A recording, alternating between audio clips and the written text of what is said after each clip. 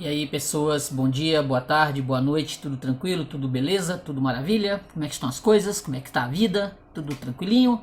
Tudo legal aí nesse mundão de Deus onde você estiver aí? Tudo beleza, né? Tudo tranquilinho, né? Então, ó, seguinte, eu sou o Paulo, pra quem não me conhece, do canal Paulo da Arma 1970, beleza? Ó, Paulo da Arma 1970, estou aqui mais uma vez pra gente poder conversar um pouquinho, fazer uma resenha de um livro legal. Então eu peço pra você, curte o vídeo, se inscreve no canal e comenta, beleza? Ó, hoje falar um pouquinho mesmo, porque a gente precisa de muito, né? Seria precisa de uns 10 vídeos para falar um pouquinho desse material do Carl Gustav Jung aqui, ó, cartas, a seção de correspondência dele entre 1906 e 1945. Isso aqui é o primeiro volume, existem outros volumes, isso aqui é o primeiro, é o princípio, é o começo da brincadeira. Você gostou? Ó, curte o vídeo, se inscreve no canal, comenta e ó, deixar o meu pixinho aqui, beleza? Se você quiser, ó, contribuir com o canal, ó, 988-290-767-91, beleza? Deixar aqui, ó, tá aqui. Tranquilo? Então curte o vídeo, se inscreve no canal e a gente volta já já. Tranquilo? Valeu!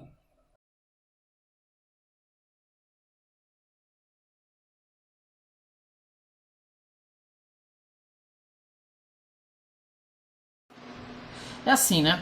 Há muitos anos atrás, eu me deparei assim, eu nunca fui obviamente um freudiano, eu nunca fui de ler as obras do Freud. Eu comecei há algum tempo atrás a pegar o Freud assim, achando assim, ah, vamos dar uma lida, né, ver o que os textos, porque o próprio material dele em si nunca me chamou atenção. O que me chamava a atenção era o Carl Gustav Jung, o psiquiatra suíço, né, médico.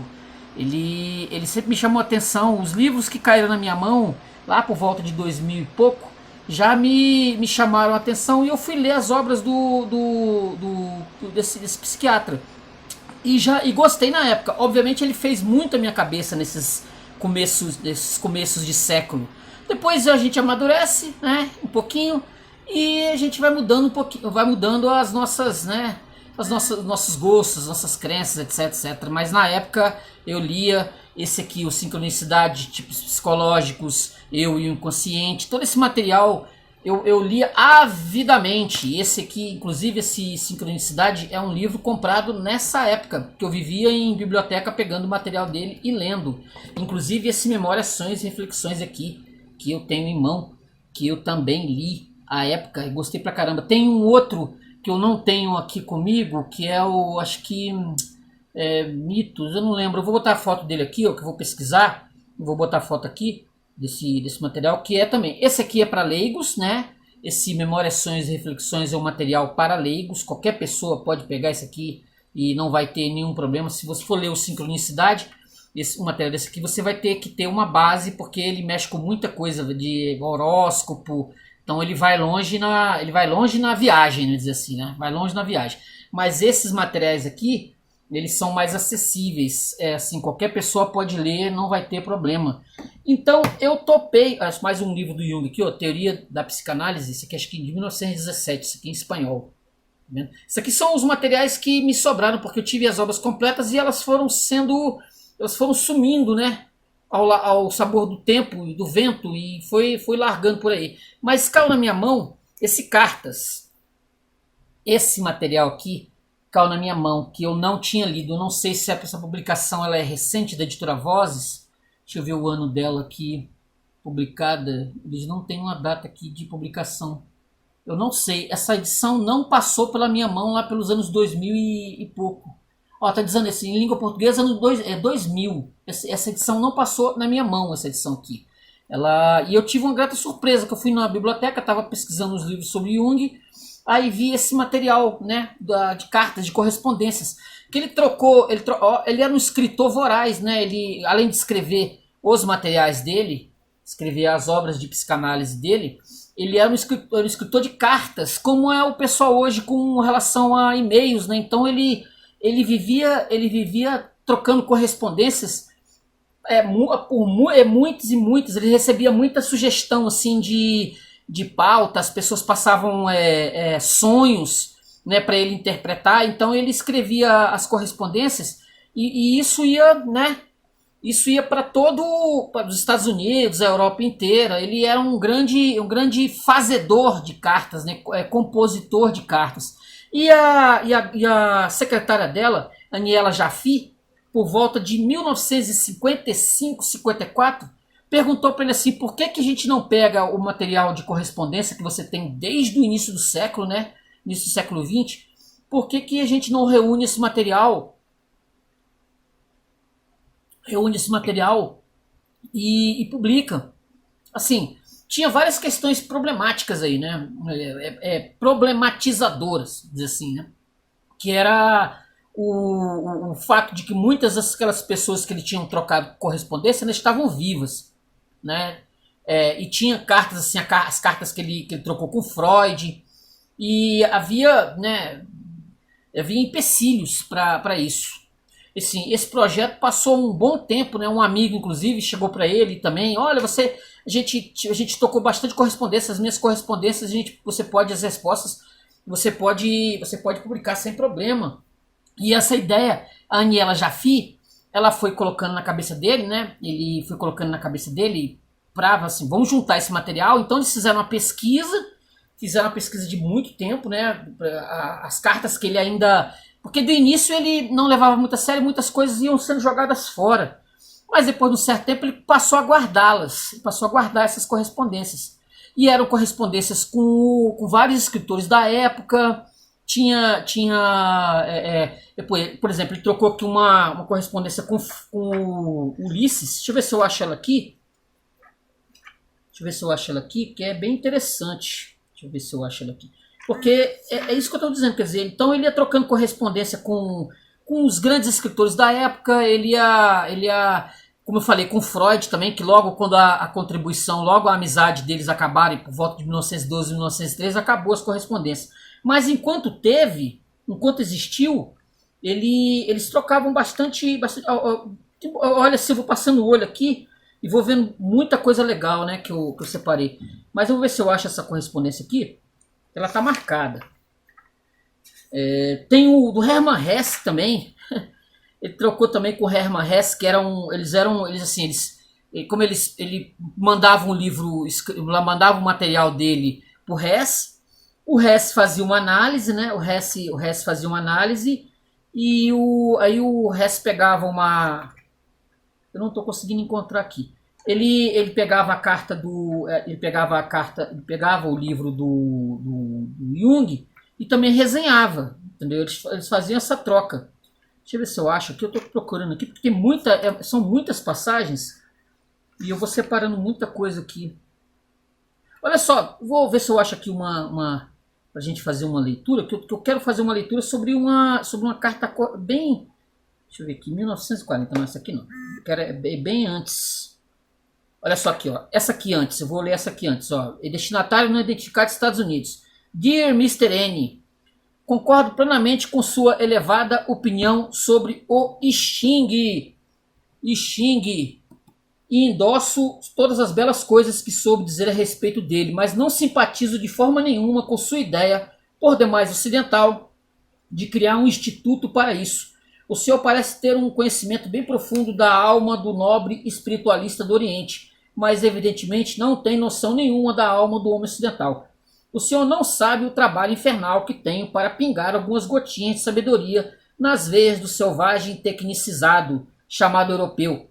A arte e a sabedoria do I Ching são tão sutis que se torna necessário ter a cultura refinada e antiquíssima da educação oriental para se entendê-lo realmente. A maioria dos chineses cultos de nosso tempo já não tem a mínima noção do I Ching, nem os nossos sinólogos têm uma compreensão adequada. O que precisamos é de uma educação psicológica mediante a qual aprendamos aos poucos a entender o I Ching. Mas o instinto que distribui sabedoria é para mim o cúmulo do horror. O instituto, né? Mas o instituto que distribui sabedoria é para mim o horror do horror. Conheço muito sobre institutos na Europa e na América.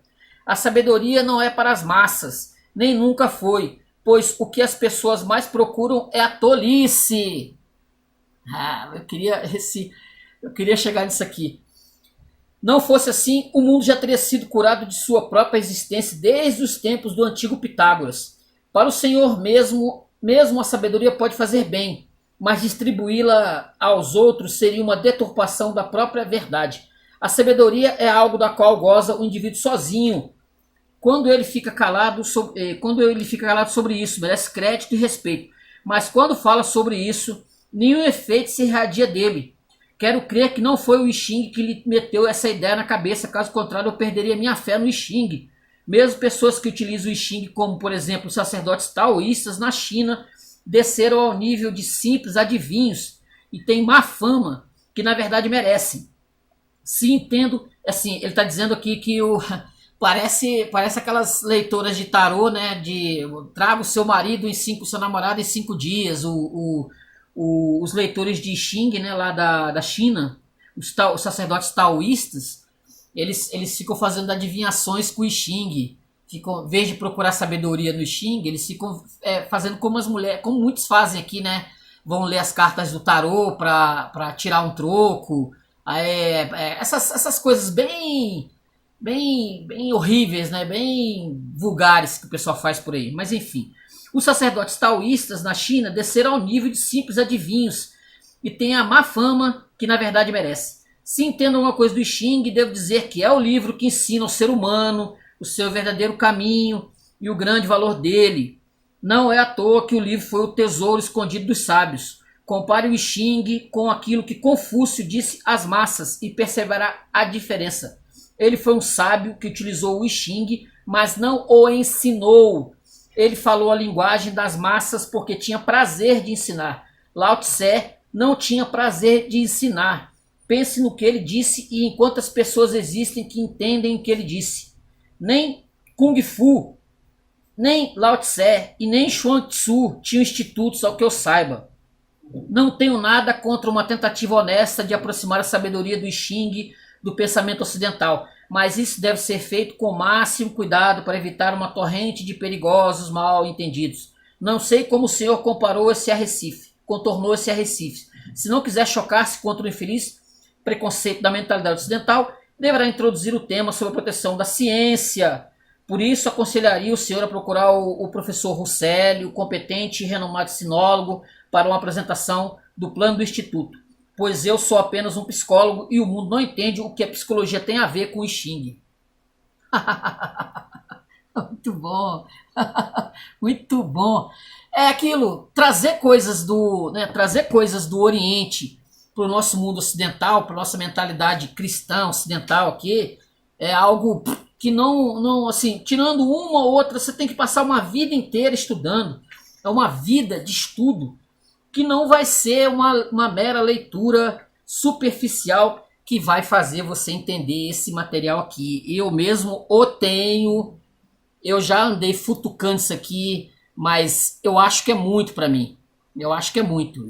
Assim, precisaria de muitos e muitos anos para eu poder destrinchar isso nas palavras do Carl Gustav Jung, hein? Aqui, o material a carta que eu estava querendo ler do Ulisses é essa aqui, ó. Que ele mandou pro James Joyce sobre Ulisses, ó. Muito boa. Ela é de 1932, 27 de 9 de 32, 27 de setembro de 1932, ó. Querido Sir, ó, isso aqui vai exatamente sobre alguns pontos de vista que eu tenho com relação a James Joyce e alguns escritores, né? Que eles embaralham mais do que, eles complicam mais do que eles querem anunciar, né? Eles têm por prazer complicar. E eu acho que o Ulisses está dentro desse processo. Olha o que o Jung mandou para o James Joyce. O seu Ulisses colocou o mundo diante de um problema psicológico tão consternador que repetidas vezes fui consultado como presumida autoridade em questões psicológicas.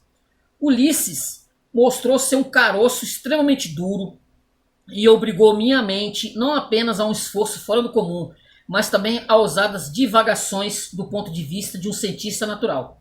Em geral, o seu livro me deu muito trabalho, e eu levei quase 3 anos até conseguir penetrar nele. Mas devo dizer-lhe que sou grato ao Senhor e ao seu gigantesco livro, pois aprendi muita coisa. Jamais saberei se ele realmente me agradou, porque consumiu demais os meus nervos e o meu cérebro. Também não sei se lhe agradou o que escrevi sobre Ulisses. Não podia fazer outra coisa senão informar ao mundo o quanto me aborreci, murmurei, praguejei e o quanto me admirei. As 40 páginas seguidas, non-stop, ao final do livro, são verdadeira corrente de preciosidades psicológicas. Provavelmente a avó do diabo sabe muito sobre a verdadeira psicologia da mulher e que eu não sabia. Quero apenas recomendar-lhe o meu pequeno ensaio como tentativa divertida de alguém totalmente estranho que se perdeu no labirinto de seu Ulisses e que, por acaso, por pura sorte, conseguiu sair dele outra vez. Ó, o labirinto aqui que eu gosto tanto de falar, ó. Ele se enfiou no labirinto. Eu não sei até que ponto isso aqui é real, se ele realmente saiu ou não, se ele está apenas querendo agradar o James Joyce. Mas segundo dizem, né, o Joyce exibia essa carta aqui com muito orgulho, viu, por aí, onde ele ia, essa carta de 32. Ele gostava de mostrar, ó, tá vendo aqui, ó, o Jung, ó, leu o meu livro e entendeu.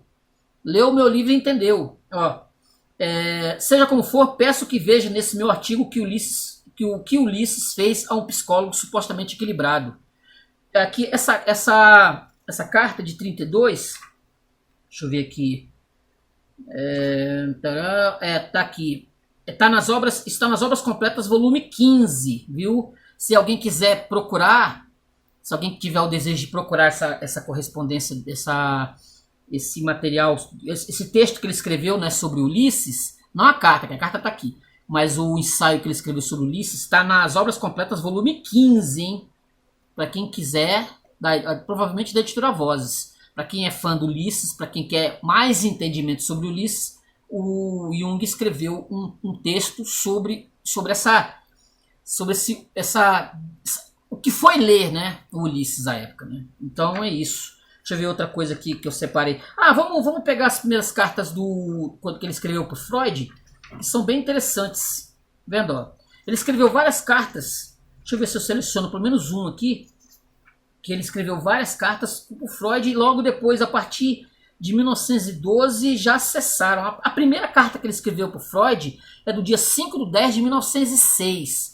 Primeira correspondência, pelo menos a correspondência que existe, né?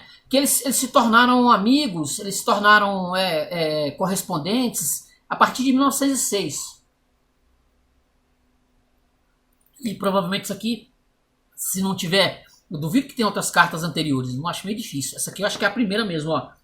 Prezado professor Freud, queira receber meus sinceros agradecimentos pela gentil remessa. Ele mandou alguns materiais para ele, mandou algumas coisas para ele. A coletânea de seus escritos menores deverá ser muito bem aceita por todos que desejam penetrar rápida e profundamente nos seus pontos de vista. Espero que sua comunidade científica aumente sempre mais no futuro, apesar dos ataques de Al-Schafferburg. Al-Schafferburg é um professor de psiquiatria e neurologia, com o apoio de autoridades às suas teorias e quase diria à sua pessoa. O lamentável desses ataques é que, segundo o meu modo de ver, a Schaffenburg se ateve a exterioridades, ao passo que os méritos de sua teoria residem no campo psicológico que os psiquiatras e psicólogos da linha moderna pouco dominam. Mantive há poucos uma intensa troca de cartas com a Schaffenburg, em que defendi o ponto de vista acima, com o qual o senhor digníssimo professor talvez não concorde de todo. O que posso aquilatar, o que nos intrigou sobre o aspecto psicopatológico são seus pontos de vista psicológicos, enquanto a terapia e gênese da histeria ainda estão longe de minha compreensão, dado que o nosso material sobre a histeria ainda é bem escasso. Isso é, sua terapia parece basear-se não só nas emoções da abreação, mas também em certos relacionamentos pessoais, enquanto para mim a gênese da histeria parece ser sobretudo sexual, mas não exclusivamente. A mesma opinião defendo em relação à sua teoria sexual. Enquanto a Schaffenberg se preocupa exclusivamente com essas questões teóricas e delicadas, esquece o principal, isso é, a psicologia que o senhor defende, da qual a psiquiatria ainda vai tirar enorme proveito. Espero poder enviar-lhe em breve um pequeno livro no qual abordo a demente e a precox e sua psicologia a partir do ponto de vista do senhor. Nele, publico também o primeiro caso em que chamei a atenção de Bleuler para a existência dos princípios do senhor que naquele tempo tinham por parte dele a maior resistência. Mas como o senhor sabe, Bleuler está agora totalmente convertido. Essa é a primeira correspondência trocada trocada entre o Freud. Nesse Memórias, Sonhos e Reflexões, existem várias cartas aqui do próprio Freud, né? Nesse livro aqui de correspondências é só as cartas escritas pelo Jung para as outras pessoas, não tem as respostas. Já nesse material aqui é selecionado algumas correspondências, né? Ó, trechos de cartas de Freud a Jung. Tem aqui de 1909, ó. Aqui, ó, 16 de abril de 1909. Nesse aqui está no Memórias, Sonhos e Reflexões. Olha essa aqui, ó. Caro amigo, 16 de abril de 1909. É notável que na mesma tarde que o adotei formalmente como meu filho mais velho, em que o ungi como sucessor e príncipe herdeiro, eita, in partibus infidelium, você me despojou de minha dignidade paterna e se alegrou com esse despojamento, tanto quanto eu com o investimento de sua pessoa. Temo recair junto a você em meu papel de pai, se falar de minhas ideias sobre os espíritos golpeadores, mas é preciso que o faça porque as coisas são diferentes do que você acredita. Não nego a forte impressão que suas comunicações e experiências me provocaram. Propuseram-me, depois de sua partida, fazer algumas observações.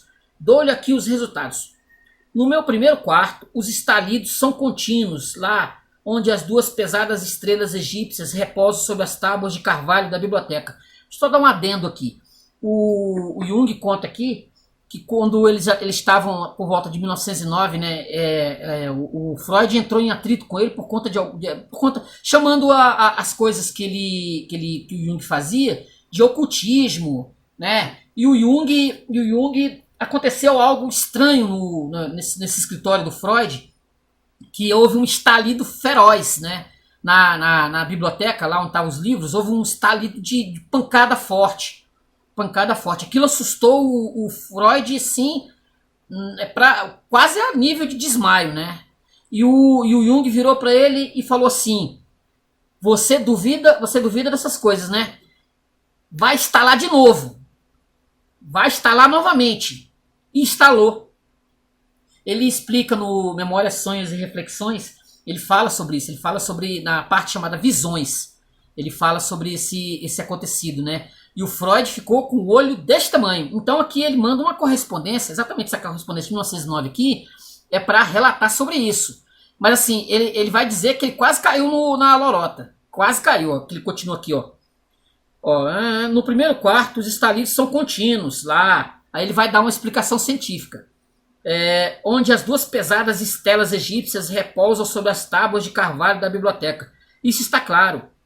No segundo, naquele onde os havíamos ouvido, os estalidos são muito raros. No início acreditei que poder-se-ia ver nisso uma espécie de prova. Se os ruídos que ouvíamos são frequentemente quando você estava presente, cessassem após sua partida. Ora, depois repetiram-se muitas vezes, porém nunca se relacionando com os meus pensamentos ou quando me ocupava de você e de seu problema particular. Muito menos agora, acrescentaria eu, por desafio. Tipo, se quiser instalar, pode instalar. Eu estou pensando em você, estou escrevendo uma carta aqui para você aqui. Vamos ver se instala. Ele diz, o Freud desafiando. Ademais, outra coisa retirou logo a observação uma parte de seu significado. Minha credulidade, ou pelo menos minha boa vontade de ser crédulo, desapareceu com o encanto mágico de sua presença. Não sei por quais motivos interiores pareceu-me de novo totalmente improvável que se produza o que quer que seja desse gênero. Os móveis privados de espírito estão diante de mim, como a natureza privada dos deuses diante do poeta, após o desaparecimento dos deuses da Grécia. Coloco, pois, mais uma vez os óculos paternais de armação de chifre e tome cuidado, filho querido. Peço-lhe conservar a cabeça fria, renunciando a querer compreender demasiado, em lugar de fazer um sacrifício excessivo por causa da compreensão. E, sacudindo minha sábia cabeça sobre a psicossíntese, digo a mim mesmo: sim, são jovens, só experimentam verdadeira alegria lá onde podem caminhar sem nós, onde posso respirar muito curta e nossas pernas fatigadas não nos permitem segui-los. Usando agora do direito que os anos me dão, torno-me loquaz e vou entretê-lo com outra coisa entre o céu e a terra que não se pode compreender. Há alguns anos descobri em mim a convicção de que ia morrer entre 61 e 62 anos, o que na ocasião me pareceu um prazo suficientemente longo. Hoje só faltam 8 anos. Pouco depois parti para a Grécia com meu irmão e foi para mim extremamente desagradável perceber que o número 61 ou 60 associado a 1 ou 2 voltava com frequência nos objetos numerados, em particular nos veículos. Notava-o conscienciosamente. Muito deprimido, esperava poder respirar no hotel em Atenas, onde nos fora reservado um quarto no primeiro andar. O número 61 não poderia, desse modo, comparecer. Mas obtive assim mesmo o número 31, com seu espírito fatalista, com meu espírito fatalista, considerei-o a metade de 61, 62. E este número, mais astucioso e mais rápido, mostrou-se a seguir mais tenaz do que o primeiro. Desde a volta e até uma época recente, o 31, ao qual um dos dois se associava de bom grado, conservou-se fiel a mim. Porém, no meu sistema psíquico possuo também regiões em que sou ávido de conhecer sem concessões a superstição. Assim tentei em seguida analisar esta convicção. Eis a análise. Ela remonta a 1899. Nessa época, 2 acontecimentos tiveram lugar simultaneamente. Primeiro, escrevi a Ciência dos Sonhos, ou a Interpretação dos Sonhos, né, como tem aqui em português. Ela é pós-datada, 1900. Segundo, recebi um novo número de telefone que ainda conservo, 14362. É fácil estabelecer uma relação entre esses dois fatos. Em 1889, quando escrevi a Ciência dos Sonhos, tinha 43 anos. Daí a pensar que outros números 61 ou 62 deviam significar o fim da minha vida. Não era difícil. Subitamente manifesta-se um método em todos esses absurdos. A superstição de que eu deveria morrer entre 61 e 62 anos torna-se equivalente à convicção de que, com o livro sobre os sonhos, eu terminara a obra de minha vida. Não tinha necessidade de dizer mais nada e poderia morrer em paz.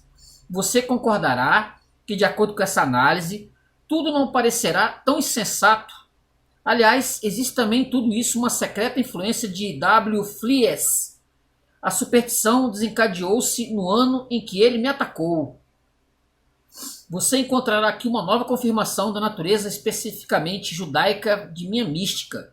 Ademais, inclino-me a dizer que uma aventura como aquela do número 61 deve explicar-se em 2 tempos. Primeiramente, pela atenção que se tornara excessiva por causa do inconsciente que vê Helena em cada mulher. E, em segundo lugar, pela complacência do acaso, inegavelmente presente e que desempenha na formação de uma ideia fantasmagórica o mesmo papel que a complacência somática no sistema histérico ou a complacência verbal no dito espirituoso. Consequentemente, será essa minha posição em tudo que eu ouvi, ainda a propósito de sua pesquisa sobre o complexo dos fantasmas. Meu interesse será aquele que se pode ter por uma doce ilusão da qual não se partilha. Saudações cordiais a você, sua mulher, seus filhos, Freud. Você vê, né? Freud, um homem tão científico, um homem tão voltado para a ciência, supersticioso, tão contra o misticismo, né?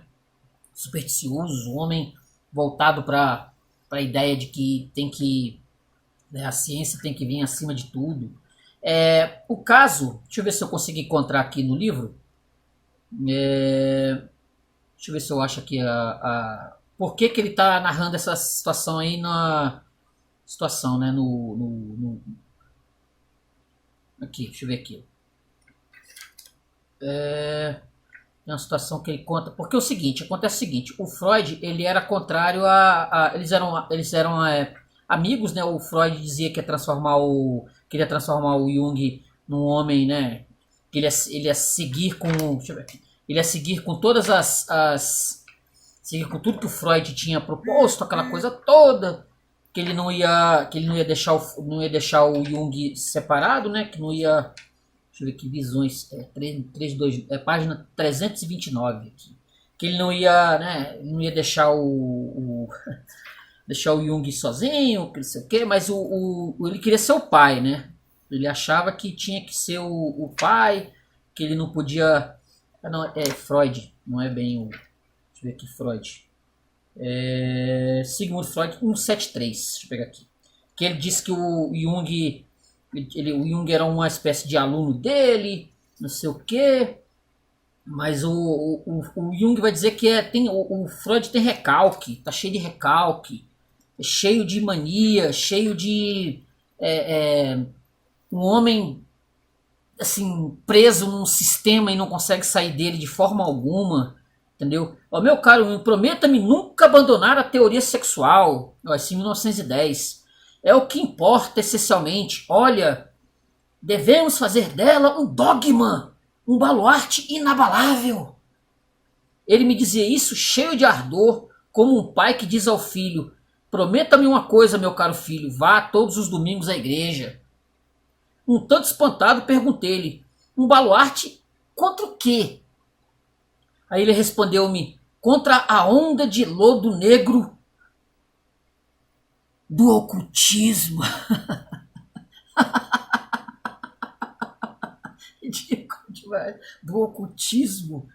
O que me alarmou em primeiro lugar foi o baluarte e o dogma.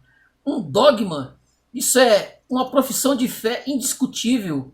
Surge apenas quando se pretende esmagar uma dúvida de uma vez por todas. Não se trata mais de um julgamento científico, mas revela somente uma vontade de poder pessoal. O Jung começou a olhar, cara, esse negócio tá muito errado, bicho. Tá muito errado. Deixa eu ver se eu encontro aqui a passagem que os dois discutem. Vou ver aqui.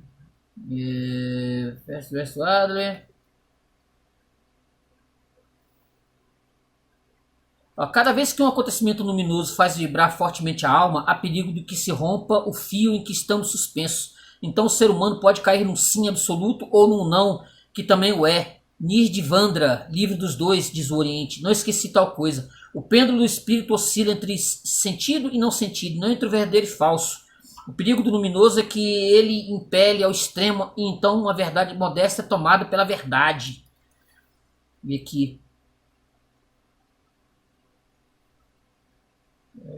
Deixa eu ver. Eu vou achar aqui, ó. Aqui, ó. Esse caso que ele que ele tá narrando na carta aqui, que ele tá narrando aqui na carta, ó. Numa circunstância análoga, Freud teve mais uma síncope diante de mim. Foi durante o Congresso Psicanalítico de Munique, em 1912. Alguém começara uma conversa sobre Amenófis IV.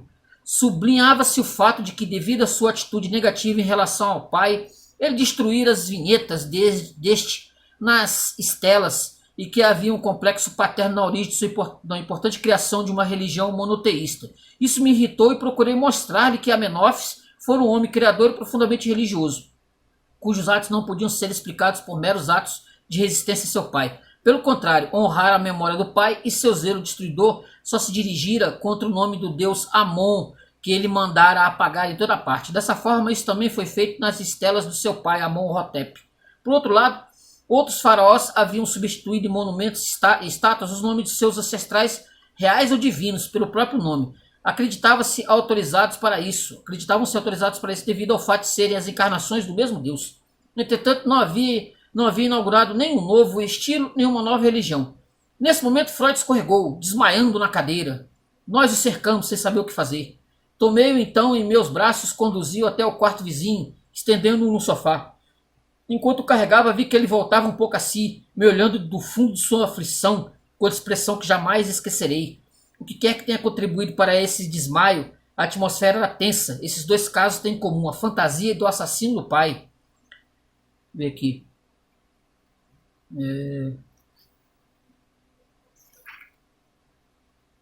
Tem outras passagens aqui que o Freud, sempre quando ele era contrariado, ele desmaiava.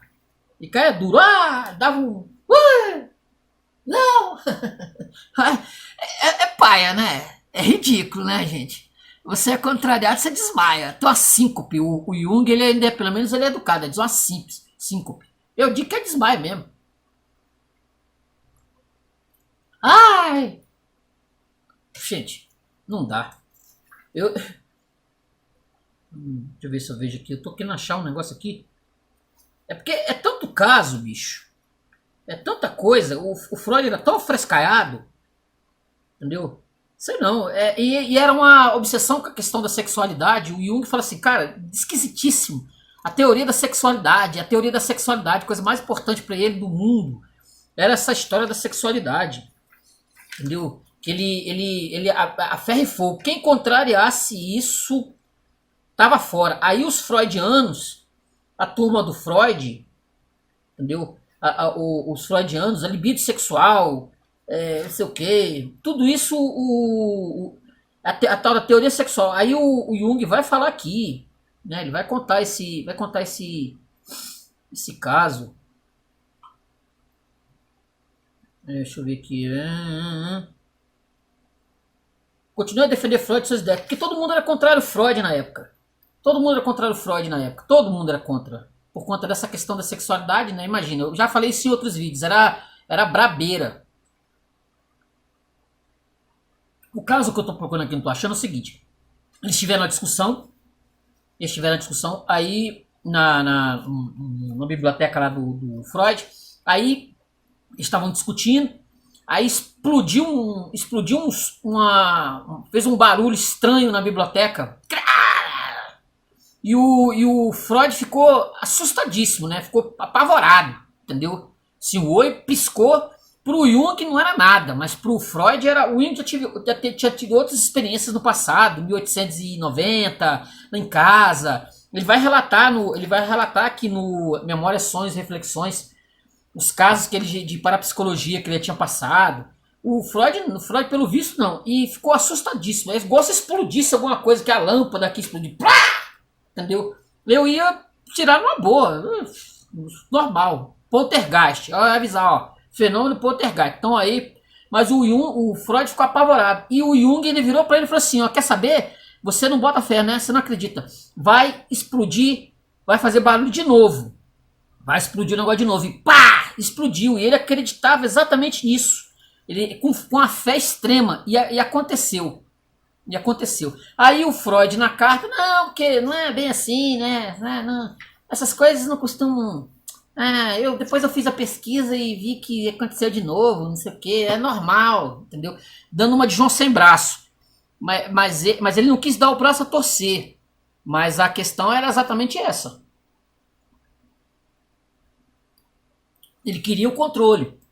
Se não desse o controle para ele, aí eles se separaram. E acabou a amizade deles, acabou o paternalismo, encerrou-se. O Jung escreveu um livro, né? O Eu e a Libido, coisa assim. Aí o Freud achou o livro horroroso, aí eles romperam para sempre, acabou. E aí o que ficou foi os ressentimentos, né? O final da história toda foram os ressentimentos. Olha só esse pequeno texto aqui, essa é a carta de 1932 da Walter Mertens. Ele vai falar sobre arte moderna. Aqui, ó. Prezado Walter, carta de 24 de novembro de 1932. Estou plenamente de acordo com o espírito do seu ensaio sobre Picasso. Discordo apenas que os artistas sejam como os teólogos, que não admitem críticas. Não vejo por que os artistas não teriam uma psicologia humana, como todas as outras pessoas. A pretensão de anunciar a infalível palavra de Deus me é antipática, tanto na teologia como na arte. A partir do ponto de vista artístico, sei valorizar o procedimento da arte moderna. Do ponto de vista do psicólogo, devo dizer de que arte se trata. Em meu artigo na NZZ, uma revista de psicologia, eu disse claramente que não falava de arte, mas de psicologia. Mas parece que a psicologia é odiosa tanto ao artista quanto ao teólogo, e isso me repugna, por assim dizer. Além do mais, a arte perde todo o seu objetivo educador se não se perceber que ela representa a doença da nossa época. Por isso, a arte não é alegre nem edificante, mas, como você diz muito bem, é um grito. Mas um grito é sempre o que ele é, ou seja, um barulho e não música. Por isso, mantenho minha opinião de que a arte moderna será julgada melhor do ponto de vista psicológico do que artístico.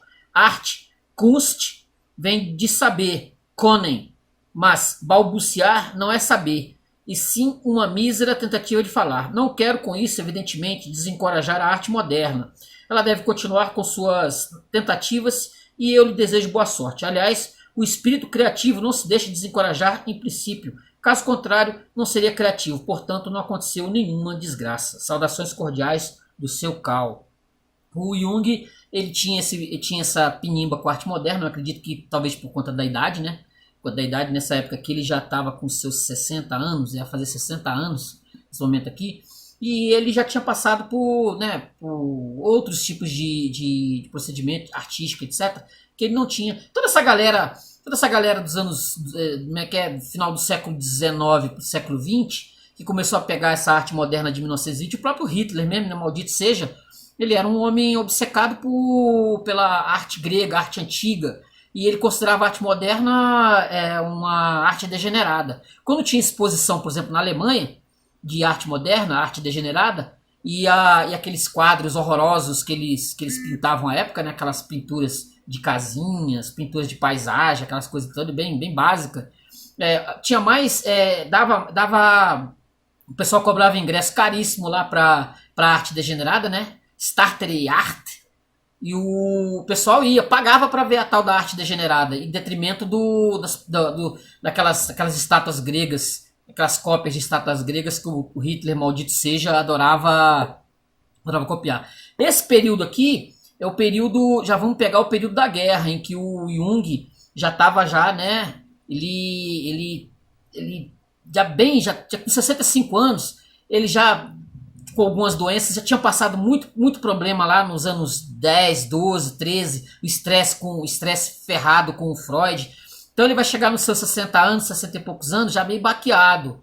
E quando começa a Segunda Guerra Mundial, 1º de setembro de 1939, pega ele na Suíça ali, pega naquele cantão suíço, tem alguns textos aqui que depois eu vou até ler, ele se deprime bastante, ele fica bem deprimido, ele já estava velho, com 65 anos, né, como eu disse, desgastado pela idade, né, já estava bem desgastado pela idade, passando por uma crise existencial, depressiva, entendeu?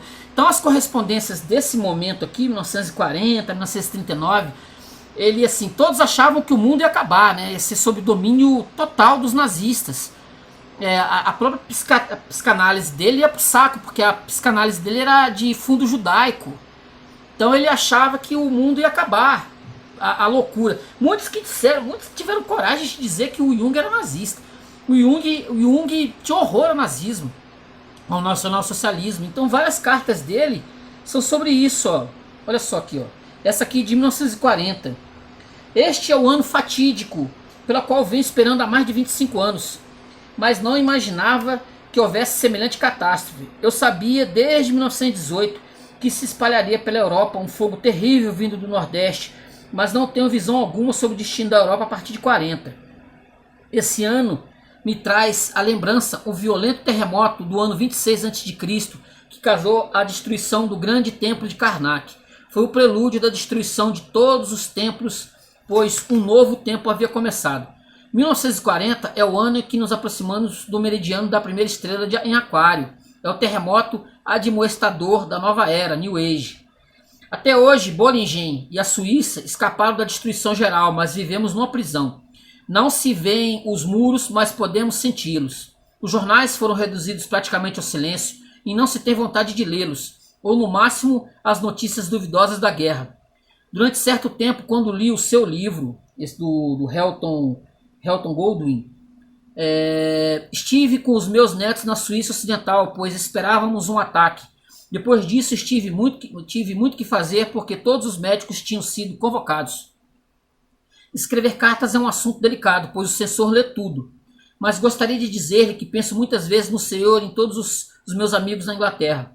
Lamento sempre de novo que Mr. Chamberlain não tenha lido minha entrevista com o Knickerbocker, que ele fez uma entrevista dizendo que a Rússia, que a guerra da Alemanha tinha que ser feita contra a Rússia, a Alemanha tinha que invadir a Rússia, porque lá ele se resolveu o problema deles lá, entendeu? Tipo, não vai encher o saco de nós aqui que a Alemanha fizesse a guerra com a Rússia, entendeu? Tudo farinha no mesmo saco. Seu livro é muito interessante e suas interpretações parecem atingir o ponto essencial. Precisaríamos discutir alguns pontos, mas seria melhor conversar sobre isso. Por escrito, é muito complicado. Aí isso aqui, para mim, é a base. Ó. Nos dias de hoje, é difícil ser velho. A pessoa sente-se desamparada. Por outro lado, sente-se numa alienação feliz desse mundo. Eu amo a natureza, mas não o mundo dos homens, nem o mundo que virá. Espero que esta carta chegue ao Senhor e lhe leve todos os desejos que o coração humano não pode reprimir, apesar dos censores. Em última análise, eles também são seres humanos. Aí no outono retomarei as minhas conferências na ETH sobre o processo da individuação na Idade Média, para mim a única coisa que poderia ser considerada moderna. Eu odeio o novo estilo, a nova arte, a nova música, literatura, política e sobretudo o novo homem. É a velha besta que não mudou desde o tempo dos trogloditas. Tava ruim, hein?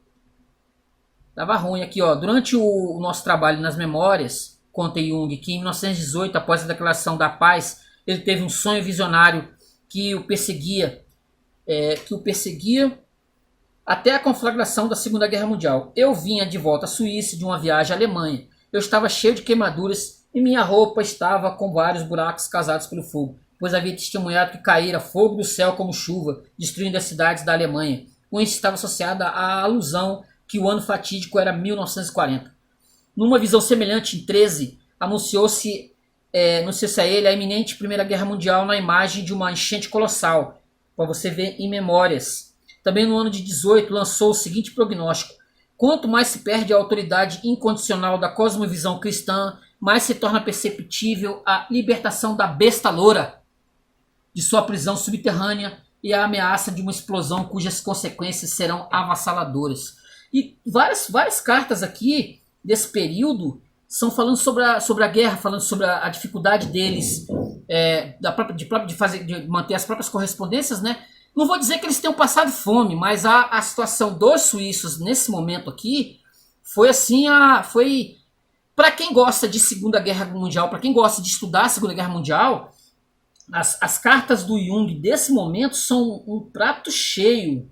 Ele vai escrevendo aqui, eu estou olhando aqui, ele vai escrevendo, ó, aqui entre nós tudo parece congelado, as pessoas continuam a viver e os trens trafegam como sempre, mas os automóveis desapareceram praticamente das ruas. Por enquanto, há comida suficiente, mas tudo está mais caro, ainda que não exageradamente. Nosso exército concentra-se nas montanhas para manter a posição pelo tempo que for possível. O exército suíço estava lá de olho porque eles estavam desconfiados que eles iam ser invadidos. Mas as terras planas precisam ser sacrificadas em caso de guerra. Seria total loucura atacar a Suíça, mas os alemães são loucos. Recentemente tivemos algumas bombas lançadas sobre Zurique, perto da estação central, com algumas casas destruídas, poucas pessoas mortas e feridas. Mas as bombas foram inglesas. Esses canadenses ainda não aprenderam bem a geografia da Europa. Ninguém os levou a mal, porque as nossas simpatias estão do lado britânico e nós nos alegramos com os reveses italianos. E ele tem várias e várias cartas assim, entendeu? Falando sobre a situação deles. É uma mote de estudo, né, que talvez quem gosta de estudar sobre a Segunda Guerra Mundial nunca tenha juntado, nunca tenha feito essa ponte. Mas as correspondências do Jung, suíço, também tratam da Segunda Guerra Mundial também. Desse período. Deixa eu ver aqui se tem mais uma coisa aqui. Vou ler tem um material aqui que eu acho muito interessante, ele é mais longo, mas que eu não posso deixar de passar por ele. Olha aqui, ó. Isso aqui é algo para... Isso aqui já é para os que estudam o Paracelso, para quem tem material do Paracelso de alquimia, tá? Você que é uma pessoa que gosta de estudar sobre alquimia, você que gosta o Jung tem vários materiais sobre processo alquímico, sobre psicologia e alquimia. Segundo ele, né, é um material científico, ele dava aquela miguezada, né? É um material científico, mas que, ao meu ver, sei lá, não tem muito a ver. Mas esse Paracelso aqui que eu tenho em mão, ó, que é um livro, só esse livro aqui por si só, ele merece uma resenha. Esse material do Paracelso aqui tá separado. Uma hora que eu tiver todo o meu universo, né, de livros tiver diminuído um pouquinho, esse material aqui eu vou ter que fazer uma resenha sobre ele. É promessa é dívida, beleza? Promessa é dívida. Esse material aqui vale uma resenha. Mas aqui, ó, carta de 42 para o doutor médico Berhard Milch. Prezado colega, suas perguntas não são fáceis de responder, pois tocam num terreno que, apesar de todo o trabalho histórico especializado, ainda permanece no escuro. Isso se deve ao fato, como se observou muito bem, de que a mentalidade ocidental se desviou de sua base original para uma determinada direção. Paracelso parece-me um dos expoentes mais destacados de um movimento espiritual que tentou reverter o afastamento das condições preliminares psíquicas causadas pela escolástica e pelo aristotelismo. Em sã consciência, pode-se ter a dúvida se Paracelso ainda está nas origens ou se novamente está nelas. A acentuação que a mentalidade ocidental coloca no objeto fez esquecer que todo conhecimento da realidade também é condicionado subjetivamente, isso é, psiquicamente. Esta orientação, que se manifestou em primeiro lugar no desenvolvimento intelectual da Igreja, na forma do platonismo e agostinianismo, foi substituída pelo aristotelismo. Só para fazer um adendo aqui, a Igreja Católica, ela é por base, a base da Igreja Católica é o Aristóteles. Inclusive o próprio Olavo de Carvalho é um fã doente do Aristóteles, de estudar o Aristóteles, porque ele, como católico, o Aristóteles é a base da Igreja Católica, é a base de sustentação da Igreja Católica. Não me pergunte por quê, tá? Vou ver se o Jung responde aqui, os árabes foram os grandes responsáveis por esse processo, pois, com a difusão do aristotelismo, ameaçaram o platonismo da Igreja. Como se sabe, Tomás de Aquino é um fenômeno que interceptou eficazmente este perigo ameaçador por parte dos árabes, mas acho que seria incorreto valorizar demais a importância filosófica dos árabes. Eles são principalmente fiéis intermediários. Eles transmitiram à Idade Média não só Aristóteles, mas também uma série de influências neoplatônicas e neopitagóricas, que se tornaram as raízes da ciência natural do Ocidente. Penso com isso, em primeiro lugar, na alquimia. A quintessência da filosofia hermética contém um sentimento clássico da natureza e é pagã por excelência. Essa Lumen Naturae deveria parecer escandalosa à Igreja, e foi por isso que a tendência filosófica na alquimia só se manifestou claramente no século XIV. O desenvolvimento que ocorreu paralelamente na China é notável pelo fato de que lá a alquimia está ligada ao taoísmo, mas que nos primeiros séculos da era cristã foi reprimida juntamente com o taoísmo e suas fontes antiquíssimas, pelo confucionismo. Mas havendo maior tolerância na China, o pensamento filosófico da alquimia levantou o voo novamente já por volta do século VIII e produziu flores, como por exemplo o tratado importante que Richard Ellheim, que também é o autor que é o compilador desse Xing aqui, desse material do Xing aqui, Richard Ellheim e eu publicamos em coautoria O Segredo da Flor de Ouro. Esse material é extraordinário, leiam O Segredo da Flor de Ouro, vale a pena. Em certo sentido, o confucionismo pode ser colocado em paralelo com o aristotelismo da Igreja. O obscurantismo carregado de símbolos de nossa alquimia medieval, que parece quase patológico, provém em grande parte da necessidade de simular o paganismo de suas concepções por causa do perigo mortal de entrar em conflito com a Santa Inquisição.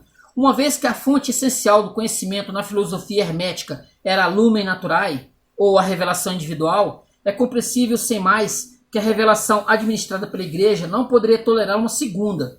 Consequentemente, essas nascentes brotadas da natureza, isso é, das profundezas da psique, foram soterradas em grande parte e os componentes psíquicos de nossos processos cognitivos foram excluídos do campo de ação da consciência. Tive a aventura de penetrar mais a fundo na psicologia de pessoas exóticas e ficou claro para mim que não existe para aquelas pessoas algo como uma questão do inconsciente, questão bem notória para nós. No caso dos hindus e chineses, por exemplo, é absolutamente claro que toda sua atitude espiritual se baseia naquilo que entre nós é profundamente inconsciente. Por isso, ficou reservado entre nós para a psicopatologia e não para a teologia descobrir que uma porção bastante substancial de nossa psique desapareceu, isso é, precisamente o inconsciente. Portanto, não é nada surpreendente, mas realmente certo a priori, que podemos encontrar a analogia mais próxima do nosso inconsciente na alquimia e na filosofia hermética. E tudo o que fazemos hoje é retomar inadvertidamente aquela busca espiritual cujo expoente, entre outros, foi o Paracelso. Nossa atitude intelectualista e racionalista ocidental tornou-se aos poucos um embaraço que causou distúrbios no equilíbrio psíquico a tal ponto que é difícil avaliar no momento. Se quisermos classificar a atitude de Paracelso como uma tentativa, então quer dizer que ele pôs em movimento a consequência prática do aristotelismo escolástico, isso é, a objetivação da natureza. Por outro lado, é possível dizer com segurança que não foi um sucesso. As adversidades de seu tempo fizeram com que ficasse preso no ocultismo, devido ao fato de que aquela época tinha uma concepção de psicologia tão ínfima quanto a filosofia católica de hoje. A psique, como objeto de estudo científico, ainda precisava ser descoberta. Não sei se respondi adequadamente às suas perguntas, mas o senhor sabe, tão bem quanto eu, que os fatores a serem considerados são difíceis e abrangentes. Isso é uma aula. Ele dá uma aula sobre Paracelso, dá uma aula sobre o aristotelismo católico, entendeu? O que ele considerava mais, ele era um protestante, mas o Jung, ele era um protestante, né? Óbvio, suíço, mas ele dava mais valor aos símbolos da Igreja Católica. Ele dizia que a Igreja Católica ela era maior e mais importante do que o protestantismo de 1519 do Martim Lutero, que como os protestantes tiraram tudo, até a missa, tirou tudo, fez uma limpa, os símbolos praticamente se extinguiram e ele passou a existir somente na Igreja Católica. Ele queria o Jung queria que as igrejas, né? Ele queria que os católicos e os protestantes se reunificassem novamente. Era a ideia dele. Ele achava que era interessante, mas ele sabia que isso é uma ideia que não vai rolar. Não vai rolar nunca. Mas ele achava interessante que tanto a Igreja Católica, né, com seus símbolos, toda a simbologia católica, né, que para quem gosta de estudar é um prato cheio, né? Estudar símbolos, mitos, etc. Era muito mais importante, mais interessante. Ele achava que a Igreja Protestante tinha que voltar para o catolicismo, né? Para o universal, né? Tinha que voltar para o universal e parar de faniquita. Então tem várias cartas sobre isso, né? Ele vai falar de telepatia, vai falar dos sonhos. Aqui é um prato cheio. Você que é um psicólogo, né? Você que tem interesse em psicologia, você que tem interesse por Jung, isso aqui é um prato cheio mesmo, entendeu? Deixa eu ver aqui, tem mais alguma coisa aqui. É um prato cheio. Olha só isso aqui, ó. Voltando aqui ao negócio da guerra, ó. Pensamos muitas vezes no Senhor, que é o tal do Zimmer, Heinrich Zimmer. Pensamos muitas vezes no Senhor, essa carta de 41. Sobretudo no recente encontro Eranos, onde o helenista e pesquisador húngaro de mitologia, Kerényi, fez o melhor para substituí-lo, mas não foi muito bem sucedido, pois só existe um Zimmer, que segundo concluímos é inimitável. Nós simplesmente sentimos a sua falta. De resto, o senhor nem pode imaginar a situação de morte em que se encontra o mundo europeu. Sobretudo aqui na Suíça temos a impressão de só podermos viver verticalmente. Graças a Deus que ainda o podemos. Mas também o horizontal é belo, ainda que totalmente interditado, pois a alguns quilômetros já está a fronteira e além disso não há mais automóveis. Quando saímos de férias, eu e minha esposa empurrávamos à nossa frente um carro de 2 rodas com a bagagem, o que nem é tão triste, mas extremamente divertido.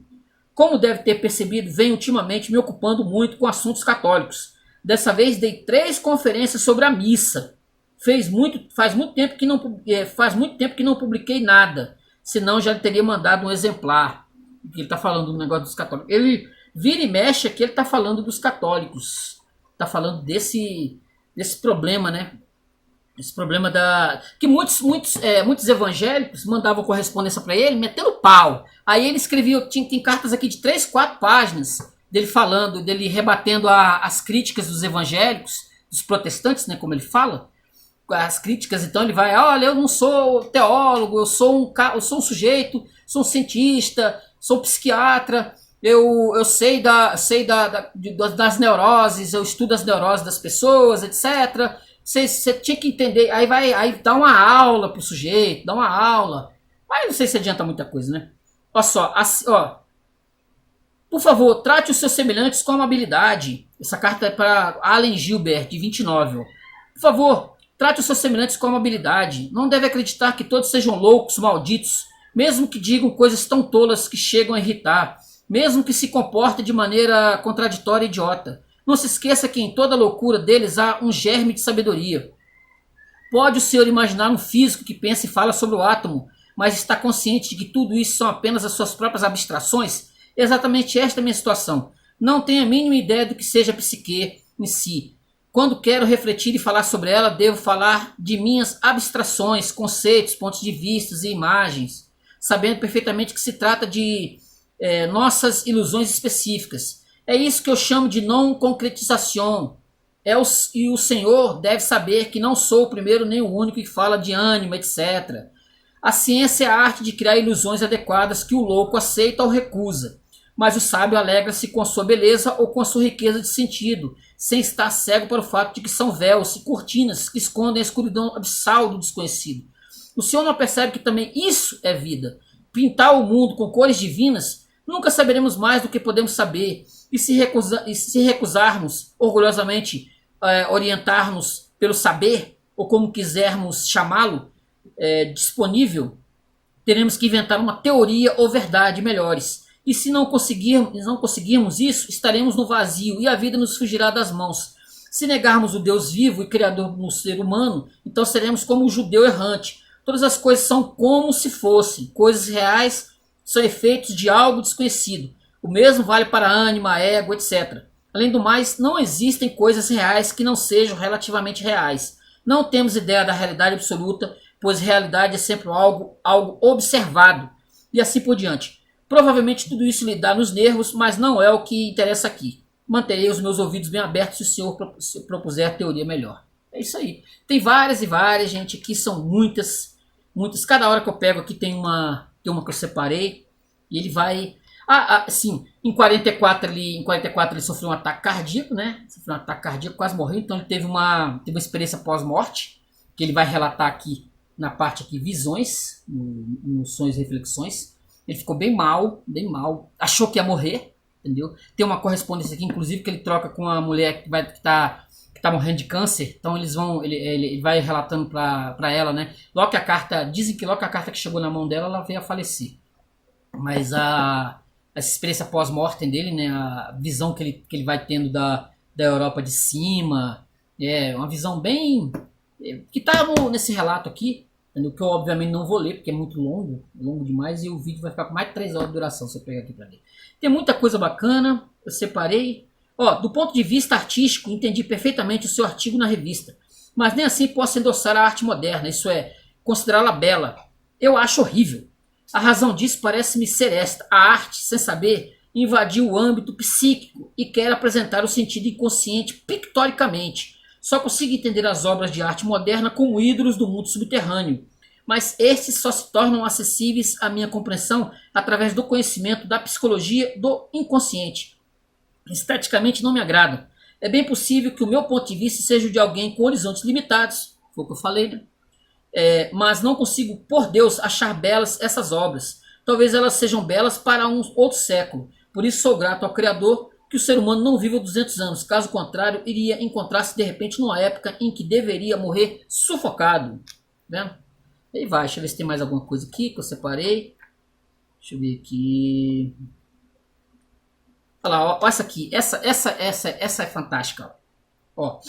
É para Madame la Secrétaire da União Mundial de la Femme pour la Concorde Internationale. Ela é de 1941. Ó. Madame, também eu concordo com a senhora que seria desejável tornar a humanidade mais razoável através da instrução e da boa vontade. Mas será que bastam boas intenções para impressionar as pessoas? Se fossem impressionáveis, a última guerra com todas as suas atrocidades teria sido uma lição. Evidentemente não houve efeito algum, pois mal passou uma geração e tudo ficou esquecido. Tenho a impressão de que é inútil querer educar o povo por palavras e instruções. Ele precisa ser comovido, pois só os que estão comovidos conseguem comover os outros. O espírito não pode ser aprendido. Ele é dado pela graça de Deus, mas não pode ser adquirido pela força nem pelo intelecto.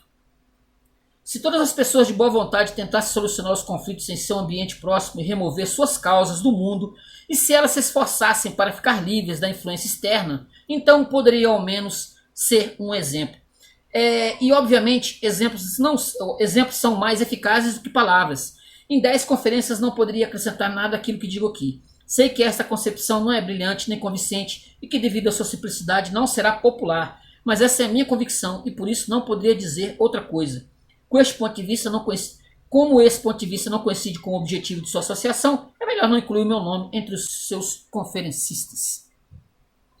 Assim, eu estou falando, é o processo de depressão. Até se voltar mais para Deus nesse período aqui, ele se voltou por conta da guerra, por conta das atrocidades, por conta do noticiário pavoroso que estava acontecendo no momento. Até ele se volta mais a Deus, entendeu? Ele se volta mais a Deus, a ideia, né, de Deus, etc, etc. Eu acho que eu deixei o vídeo, ficou um pouco longo, né?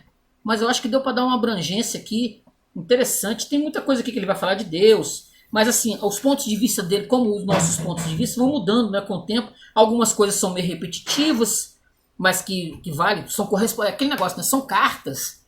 Então ele tende a muitas vezes a se repetir em algumas ideias, algumas coisas desse naipe, né? Então, ó, gente, cartas do Carl Gustav Jung de 1906, 1945. Se eu botar a mão no volume 2, se tiver o volume 2, eu não pesquisei, não fui atrás, tá? Não sei. Mas se tiver o segundo volume, eu vou pegar para ler. Porque eu acredito que são cartas que a partir de 45 deve ir, acredito eu, até 1960. Então deve ser em 2 volumes isso aqui. Depois eu vou dar uma pesquisada, né? Se existir, eu quero ler, porque o material do Jung é um material que me interessa bastante. Beleza, gente? Ó, estão aqui. Fiz um apanhado geral, ó. Jungzão, ó. Materiais do Jung. Quem não conhece, quem nunca leu, dê uma lida que vale a pena, entendeu? Ó, beleza. Curte o vídeo, se inscreve no canal e comenta. Beleza, gente? Valeu. Até a próxima. Tchau.